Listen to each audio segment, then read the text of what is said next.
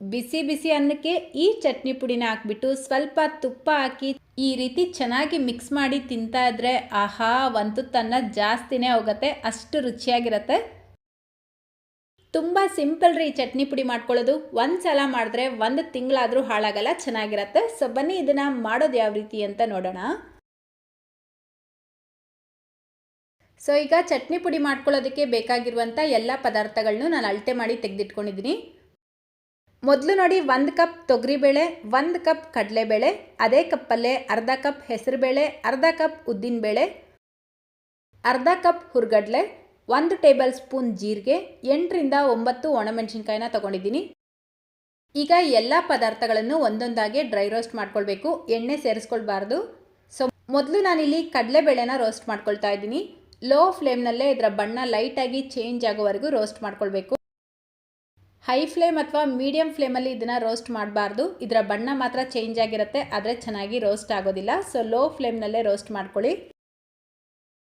ನೋಡಿ, ಕಡಲೆಬೇಳೆ ಬಣ್ಣ ಈ ರೀತಿ ಲೈಟಾಗಿ ಚೇಂಜ್ ಆಗಿದ ತಕ್ಷಣ ಇದು ಚೆನ್ನಾಗಿ ರೋಸ್ಟ್ ಆಗಿದೆ ಅಂತ ಅರ್ಥ. ಸೊ ಇದನ್ನು ಮತ್ತೊಂದು ಪ್ಲೇಟ್ಗೆ ಹಾಕ್ಬಿಟ್ಟು ಅದೇ ಪ್ಯಾನ್ಗೆ ತೊಗರಿಬೇಳೆನ ಸೇರಿಸ್ಕೊಂಡು ರೋಸ್ಟ್ ಮಾಡ್ಕೊಳ್ತಾ ಇದ್ದೀನಿ. ಎಲ್ಲ ಪದಾರ್ಥಗಳನ್ನು ಲೋ ಫ್ಲೇಮ್ನಲ್ಲೇ ರೋಸ್ಟ್ ಮಾಡ್ಕೊಳ್ಳಿ. ತೊಗರಿಬೇಳೆ ಬೇಕಿದ್ರೆ ನೀವು ಅರ್ಧ ಕಪ್ ಕೂಡ ಸೇರಿಸ್ಕೊಳ್ಬೋದು.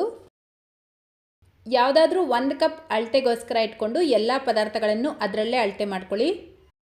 ನೋಡಿ, ಪ್ರತಿಯೊಂದು ಬೇಳೆನೂ ಈ ರೀತಿ ಲೈಟಾಗಿ ಕಲರ್ ಚೇಂಜ್ ಆಗಿದ ತಕ್ಷಣ ಅದೇ ಪ್ಲೇಟ್ಗೆ ಸೇರಿಸ್ಕೊಳ್ಬೇಕು. ತುಂಬ ಜಾಸ್ತಿ ಇದರ ಬಣ್ಣ ಚೇಂಜ್ ಆಗೋವರೆಗೂ ರೋಸ್ಟ್ ಮಾಡ್ಕೊಳ್ಬಾರ್ದು. ಆ ರೀತಿ ಮಾಡಿದ್ರೆ ನೀವು ಮಾಡುವಂಥ ಚಟ್ನಿ ಪುಡಿ ಟೇಸ್ಟ್ ಕೂಡ ಚೆನ್ನಾಗಿರೋದಿಲ್ಲ. ಸ್ನೇಹಿತರೆ, ಈಗಾಗಲೇ ನಮ್ಮ ಚಾನಲಲ್ಲಿ ಸುಮಾರು ಚಟ್ನಿ ಪುಡಿ ರೆಸಿಪಿಗಳನ್ನ ನಾನು ಶೇರ್ ಮಾಡಿದ್ದೀನಿ. ಆ ಎಲ್ಲ ವಿಡಿಯೋಗಳ ಲಿಂಕ್ ಬೇಕಿದ್ರೆ ನಾನು ಡಿಸ್ಕ್ರಿಪ್ಷನ್ ಬಾಕ್ಸಲ್ಲಿ ಕೊಟ್ಟಿರ್ತೀನಿ, ಅಥವಾ ನಮ್ಮ ಚಾನಲ್ ಪ್ಲೇ ಲಿಸ್ಟ್ಗೆ ವಿಸಿಟ್ ಮಾಡಿ ನೀವು ಚೆಕ್ ಮಾಡ್ಕೊಳ್ಬೋದು. ಈ ಚಟ್ನಿ ಪುಡಿಗೆ ನೀವು ಬೇಕಿದ್ರೆ ಸ್ವಲ್ಪ ಹುಣಸೆ ಹಣ್ಣು, ಬೆಲ್ಲ ಕೂಡ ಸೇರಿಸ್ಕೊಳ್ಬೋದು. ಟೇಸ್ಟ್ ಇನ್ನೂ ಚೆನ್ನಾಗಿರುತ್ತೆ. ನಾನಿಲ್ಲಿ ಸೇರಿಸ್ಕೊಳ್ತಾ ಇಲ್ಲ. ಹುಣಸೆ ಹಣ್ಣು ಸೇರಿಸ್ಕೊಳ್ತೀರಾ ಅಂದರೆ ಅದನ್ನು ಅಷ್ಟೇ ಈ ರೀತಿ ಡ್ರೈ ರೋಸ್ಟ್ ಮಾಡಿಕೊಂಡು ಸೇರಿಸ್ಕೊಳ್ಬೇಕು. ಈಗ ಜೀರಿಗೆ ಸೇರಿಸ್ಬಿಟ್ಟು ಇದರ ಜೊತೆಗೇ 2 ಟೇಬಲ್ ಸ್ಪೂನ್ ಬಿಳಿ ಎಳ್ಳು ಸೇರಿಸ್ಕೊಂಡು ರೋಸ್ಟ್ ಮಾಡ್ಕೊಳ್ತಾ ಇದ್ದೀನಿ. ಎಳ್ಳು ಇಲ್ಲಿ ಪೂರ್ತಿಯಾಗಿ ಆಪ್ಷನಲ್, ನಿಮಗೆ ಬೇಡ ಅಂದರೆ ಸ್ಕಿಪ್ ಮಾಡ್ಕೊಳ್ಬೋದು. ಜಸ್ಟ್ ಒಂದು 2 ಸೆಕೆಂಡ್ ರೋಸ್ಟ್ ಮಾಡಿಬಿಟ್ಟು ಅದೇ ಪ್ಲೇಟ್ಗೆ ಸೇರಿಸ್ಕೊಳ್ಳಿ. ಲಾಸ್ಟಲ್ಲಿ ಒಣಮೆಣಸಿನ್ಕಾಯಿನ ರೋಸ್ಟ್ ಮಾಡ್ಕೊಳ್ತಾ ಇದ್ದೀನಿ. ನಾನಿಲ್ಲಿ ಉಪಯೋಗಿಸಿರೋದು ಗುಂಟೂರು ಮೆಣಸಿನ್ಕಾಯಿ.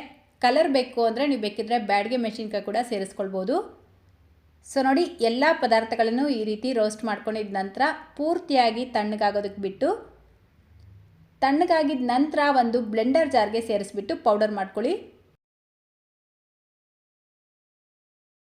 ಸೊ ನೋಡಿ, ಇದರ ಜೊತೆಗೇ ರುಚಿಗೆ ತಕ್ಕಷ್ಟು ಉಪ್ಪು, 1/4 ಟೀ ಸ್ಪೂನ್ ಇಂಗು ಪೌಡರ್ನ ಸೇರಿಸ್ಬಿಟ್ಟು ಪೌಡರ್ ಮಾಡ್ಕೊಳ್ಬೇಕು. ನಾನು ಇದನ್ನು ಮೊದಲೇ ಸೇರಿಸ್ಕೊಳ್ಬೇಕಾಗಿತ್ತು, ಮರ್ತೋಯ್ತು. ನೋಡಿ, ನಾನಿಲ್ಲಿ ತುಂಬ ನುಣ್ಣಗೆ ಇದನ್ನು ಪೌಡರ್ ಮಾಡ್ಕೊಂಡಿಲ್ಲ.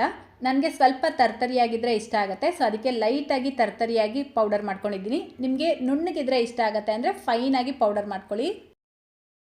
ಈ ರೀತಿ ಪೌಡರ್ ಮಾಡಿಕೊಂಡು ಒಂದು ಪ್ಲೇಟ್ಗೆ ಹಾಕ್ಕೊಳ್ಳಿ.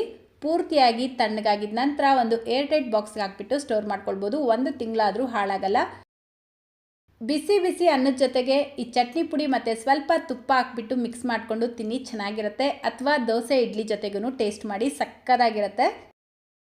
ಸೊ ಇವತ್ತಿನ ಈ ಚಟ್ನಿ ಪುಡಿ ರೆಸಿಪಿ ನಿಮ್ಮೆಲ್ಲರಿಗೂ ಇಷ್ಟ ಆಯಿತು ಅಂತ ಅಂದ್ಕೊಳ್ತೀನಿ. ಇಷ್ಟ ಆಗಿದ್ರೆ ಪ್ಲೀಸ್ ನಿಮ್ಮ ಮನೆಗಳಲ್ಲಿ ಟ್ರೈ ಮಾಡಿ, ಹೇಗೆ ಬಂತು ಅಂತ ಕಮೆಂಟ್ ಮಾಡಿ ತಿಳಿಸೋದನ್ನು ಮರಿಬೇಡಿ. ಇದೇ ರೀತಿ ಮತ್ತೊಂದು ರೆಸಿಪಿಯೊಂದಿಗೆ ಮತ್ತೆ ಸಿಗೋಣ.